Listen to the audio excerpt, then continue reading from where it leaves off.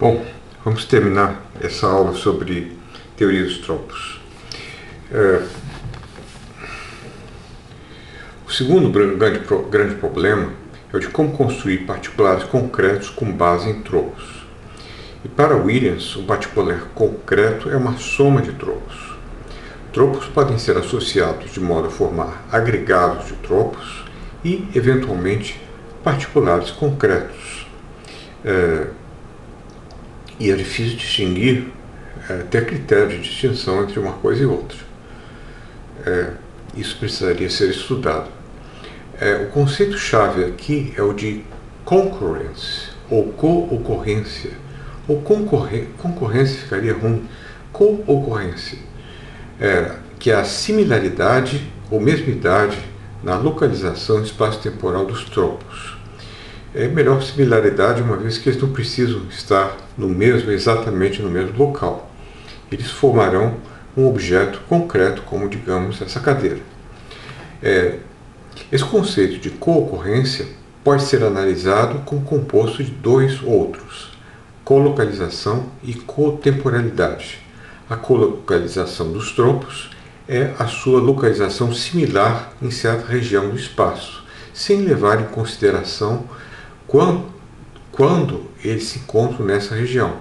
Assim, duas pessoas que tomam turnos em dormir em uma mesma cama não deixam de ser colocalizadas nessa região do espaço, nesse sentido da palavra. Já a cotemporalidade de tropos é a sua existência durante um mesmo intervalo de tempo. Assim, o Monte Roraima e eu somos cotemporais, mas não somos colocalizados. A co-ocorrência dos tropos surge quando eles são colocalizados e cotemporais, ou seja, quando eles existem simultaneamente durante certo intervalo de tempo em certa região espacial. Para quem gosta de filosofês, dizer de forma complicada coisas óbvias, podemos dizer que a co-ocorrência dos tropos é a cotemporalidade de tropos colocalizados. Um particular concreto, como uma cadeira, deve ser totalmente constituído por tropos de peso, dureza, cor, forma, etc., que estão relacionados uns aos outros minimamente através de co-ocorrência, isto é, por colocalização copresente. Assim, o caso da cadeira. A vantagem dessa concepção é que ela nos permite abandonar o velho conceito de substância entendido como um substrato oculto de propriedades, o substrato, de Locke. O particular concreto evidencia-se como se fosse uma alcachofra que consiste somente em suas folhas, que são os tropos. Então, os objetos concretos são como alcachofras de tropos. A alcachofra só tem as suas folhas, não se encontra aí o cerne. É preciso lembrar também que pode haver sentidos da palavra substância resgatáveis através de uma ontologia dos tropos. Se a substância for entendida como aquilo que existe em si mesmo e sem a necessidade de outra coisa, então parece que ela pode ser aproximada do conceito de um sistema de tropos co-ocorrentes necessários à identificação de um tipo de objeto material. Uma ingênua, mas instrutiva objeção contra essa maneira de ver é que, nesse caso, toda predicação se torna tautológica. O proferimento "as suas unhas são vermelhas" seria tautológico, porque vermelho é predicado de um sujeito que possui tropos de vermelho como constituintes. Isto é, ele é constituído de tudo isso, inclusive a vermelhidão das unhas. Então, predicar que elas são vermelhas é redizer algo que já está contido no sujeito.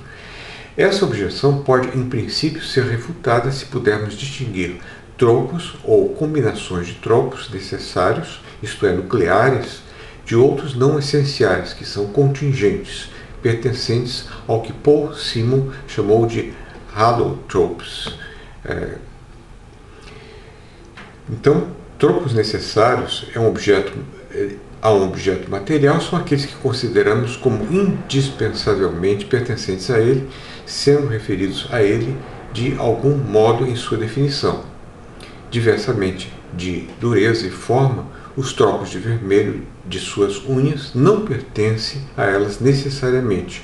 Portanto, esses tropos não são constitutivos do objeto referido pelo termo singular suas unhas. Eles podem faltar. Por isso, a sentença não é tautológica. Mas Simons nota que os casos podem diferir muito entre si. Digamos, uma cadeira é um banco móvel com encosto feito para uma só pessoa se sentar de cada vez. Os elementos são necessários, esses critérios, esses tropos ou combinações de tropos. Já a cor da cadeira pouco importa, ela pode ser pintada de uma outra cor. Agora, no caso do ouro, é o elemento com o número atômico 79. 79 é o número de prótons no núcleo. Ora, isso parece que é uma essência. Não há ouro sem ter esse número atômico 79. Uma pedra é formada dos mais diversos materiais colados entre si. Não há uma essência. Há um halo, ou melhor, só há um halo, ou algo próximo a isso. Então, casos diferem. Alguns traços típicos de objetos materiais. Primeiro, que eles são colados em suas partes por forças microfísicas. Parece indispensável. Eles são resistentes à pressão, eles são sólidos. Um arco-íris não é um objeto material, uma sombra não é um objeto material. Eles têm, finalmente, mais importante, massa inercial. Bom, esse não é um tropo diretamente acessível. A massa, se não me engano, é a força dividida pela aceleração.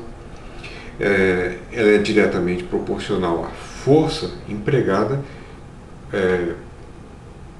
para acelerar o objeto e inversamente proporcional à aceleração. Quanto mais massa, menor a aceleração que conseguimos.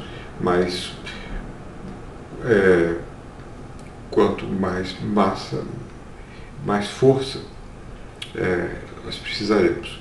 Bom, para desviar o corpo ou aumentar a sua velocidade. Então, esse conceito de massa inercial ele é diverso do conceito de massa aplicado a forças, como por exemplo fótons. Ondas luminosas contêm massa, mas não é massa inercial. Então parece que a massa inercial é alguma coisa necessária a átomos, a toda espécie de partícula ou mesmo objeto material. Então, isso parece essencial. E está localizado espaço-temporalmente, portanto, não foge à definição de tropo. Importante é que as propriedades dos tropos, de algum modo, dependem dos particulares e objetos materiais. Se eu digo Silver é rápido, ora, é rápido vai depender da existência de Silver, o cavalo de Zorro. É importante que as propriedades dos tropos, de algum modo, dependem dos particulares materiais. Os particulares materiais, diversamente da substância de Aristóteles, a sua independência não é relativa, mas a dependência dos tropos que eles possuem é relativa a eles, especialmente tropos contingentes. E podem ser relacionais. Bucéfalo pertenceu a Alexandre, deve ser algum tropo complexo que relaciona um ao outro, mas ele não pode, o pertencer não pode existir sozinho. Ele vai depender desses dois indivíduos. Note que os tropos de rapidez e de pertinência dependem da existência dos objetos. Uma outra dificuldade apontada por Chris Daly nasce do fato de que a teoria dos tropos é vulnerável a argumentos de regresso análogos aos usados contra os objetos abstratos assumidos pelo realismo. No caso de particulares concretos, Chris Daly mostrou que é possível construir contra a ideia de co-ocorrência o seguinte argumento. Aqui está o argumento de Daly. Suponha que um particular concreto fosse constituído somente pelos tropos T1, T2 e T3. Como a relação de ocorrência com ocorrência não pode ser uma entidade abstrata, ela deve ser um tropo. Ora, 2. Chamemos-la de relação TC, T com ocorrência, o tropo de concorrência. Nesse caso, parece que não temos um novo particular concreto. Que parece que nós temos um novo particular concreto constituído por T1, T2, T3 e TC. Ora, para dar conta desse particular, precisamos de uma nova co-ocorrência. Para T1, T2, T3 e TC, a co poderá ser TC'. Mas a adição de TC' agora gera um novo particular que requer um novo indivíduo que requer ainda outra co-ocorrência e assim infinitamente. Então nós caímos num regresso que lembra o argumento do terceiro homem de Aristóteles e Platão.